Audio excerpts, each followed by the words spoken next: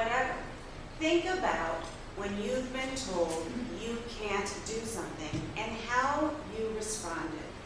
The stories that I'm going to share with you are from my own life, and they're about how I responded to the word can't. But before I tell you those stories, you're going to have to walk through a little bit of background in my life. I was born in 1965, do the math. And I was a happy kid, a happy baby. Sometimes I was irritated, but let me tell you, it was usually when the situation called for it. I was a willing party. I would always raise my hand, sign up for the task, here as Old King Cole singing the solo. My mother put me in a blanket with cotton balls glued to it. There I am, very willing in 1975. And yes, so I was a little grumpy.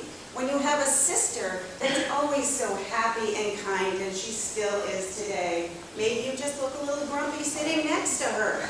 I was always grumpy, in particular when we were either camping or fishing.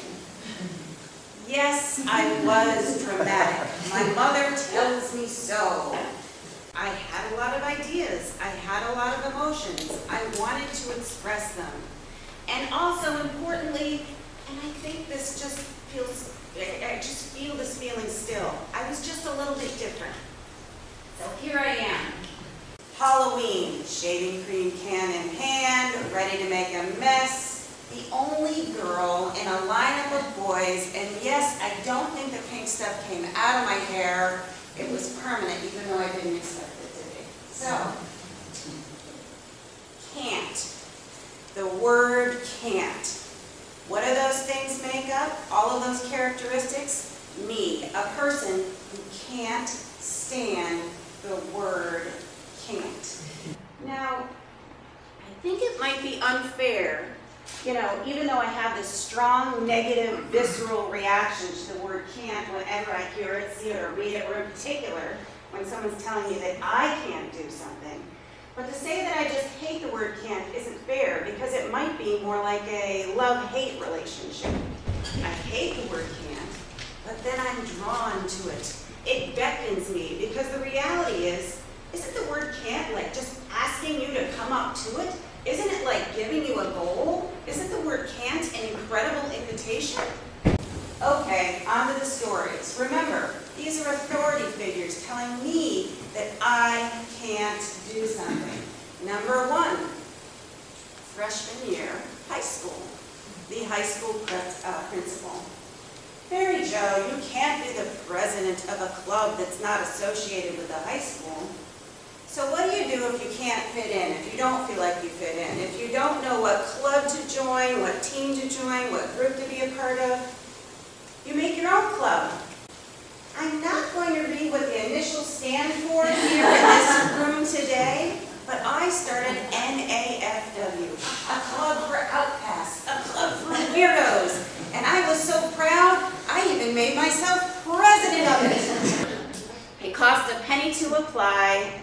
There were no wrong answers on the application. We accepted everyone that applied, and when the principal came to meet with me and said, Mary Jo, you can't be the president of a club not associated with a high school. Well, wasn't I already? Number two, you can't be a cheerleader and not cook for the basketball players. Okay, so here I was starting this outcast club for weirdos, and by my junior year, yes, I'm not sure how it happened, but I was a cheerleader, a basketball cheerleader. And I loved doing it, and there was this tradition that we had there, and it was that every time we had a game, the cheerleaders baked cookies for the basketball players. Good enough, a nice tradition, but something about it didn't feel right to not only me, but to lots of the cheerleaders. So we talked to the coaches about it, and they said, well, you know, you can't be a cheerleader and not cook for the basketball players. And we thought, huh, really? We boycotted the baking, we stopped cooking the cookies. Terrible riff, the basketball team would not talk to us, we wouldn't talk to the basketball team, we had to go to away games on the buses together. It was sort of a nightmare.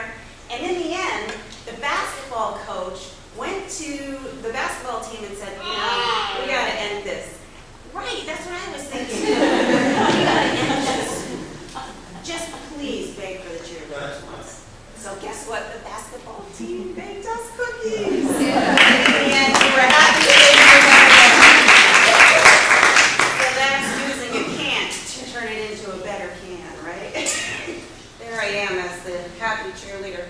What you don't see is a picture of us that got banned from the yearbook, which was we all had cooking utensils behind our backs, and as soon as they took the picture, we all whipped the cooking utensils out. But they didn't let us print that one. Number 3. Okay, so my professors at UNH, I'm in college now, I'm getting a fine art degree, believe it or not, in etching. If you don't know what etching is, it's that thing that Rembrandt did when he scratched a metal pen into copper plate. It's a very traditional form of art making, let me say that. So here I am at UNH, and it's sort of known in this traditional art school, and the professors certainly can say to us on a regular basis that you can't be an artist and a business person. So there were a few things about this. One, I couldn't tell my professors at UNH that I was working in the commercial art field. I was too afraid because it would feel like I was selling out my soul as a fine artist. So I didn't tell them, because not only could I not be a business person, I couldn't even really be in the commercial art field, because if you were in the commercial art field, you weren't a real artist, you weren't a fine artist, you weren't a traditional artist.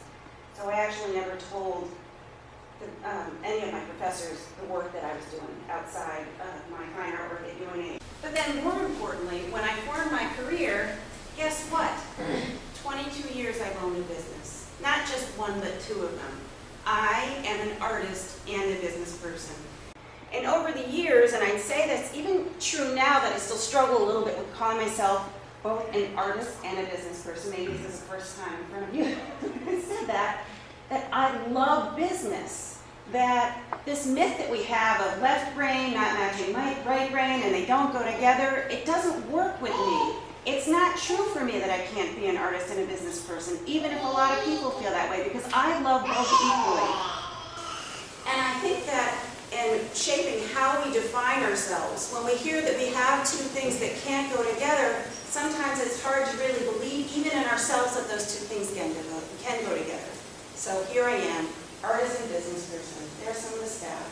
I don't really have tattoos on my arm. It was a promotion. All right, here's a baby. So you can't be unmarried and have a baby. I was turning 40, and I always thought by the time I was 40, I would be married and hopefully have a baby. And I was dating someone, and we were breaking up. We had dated for 6 years, and I knew I really wanted to have children. And the fertility doctor had said to me, "Mary Jo, you're pretty much at the end of your birth-giving years. If you want to have a child, you need to do it now or never." So who told me that you can't be unmarried and have a baby? And people that I loved, people that were close to me, society, myself, I didn't think I could even do it. I didn't even know if I wanted to do it. It wasn't how I imagined it would be. I thought it would work differently. I felt I couldn't. Not only did I have other people telling me I can't do it. So guess what? I did it. I had a baby. I was unmarried. I asked my partner to get me pregnant that I was breaking up with. Today, I have the light of my life, my daughter Haley, who is 8 years old, and all I can say to you is that it's the single biggest can't that I turned into a can. And I'm so thankful that I decided to do this. It hasn't always been easy for me.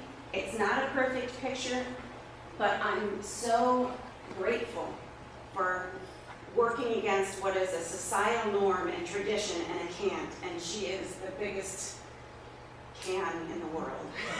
So thinking back, reflecting on your lives, when have you heard the word can't? And again, how did you respond to it? How did it make you feel? Did it deflate you? Did it demoralize you?